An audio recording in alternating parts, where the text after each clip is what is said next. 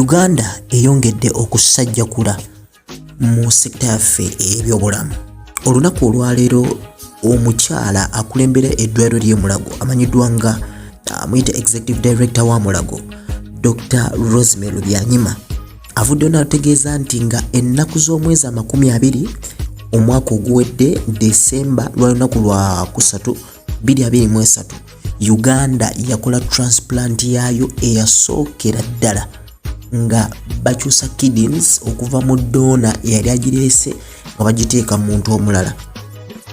Nti kino kyakolebwa nga kikulembeddwamu ba doctors team okuva wano mu Uganda ng'ekulembeddwamu Professor Frank Asimwe wamu ne ba surgeons abalala okuva mu ggwanga Uganda nga beegattiddwako abamu ku ba doctors abali bazze okulambula wano mu Uganda okuva mu ggwanga lya India.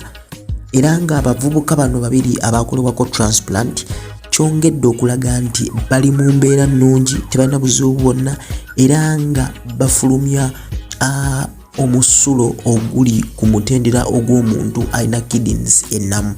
Kyono kitulaga ki nti Uganda twongedde okukula mu nsonga z'obujjanjabi era nti kino kiba kirina eddala ku kituteeka. Nonno bonnange gano mawulire malungi nnyo nnyini ddala eriggwe nti kino kigenda kuyamba ku ssente empitirivu ezibadde zikozesebwa bannayuganda okufuluma okugenda mu mawanga nga India, okugenda mu mawanga nga Germany okulabika nga bakolebwako transplant zino Italy ate nga ziri expensive nga ssente nazikyusa mu currency z'ensi ezo okulabika ng'ojjanjabwa. Kati kiragira ddala nti kigenda kuba nga kisobokera ddala mu ggwanga Uganda ng'omukyala Executive Director wa Mulago Rosemary Byanyima bw'atutegeezezza nti kikoleddwa mu Mulago Referral Hospital.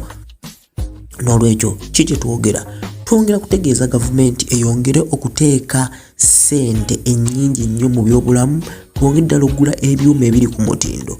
Abasawo baffe abasomye ebintu bino bongere ddala okukolera ddala ebintu ebiri ku mutendera gw'ensi yonna nga tuna kibalakinga ebyuma ebirungi nga tubiina mu malwaliro gaffe.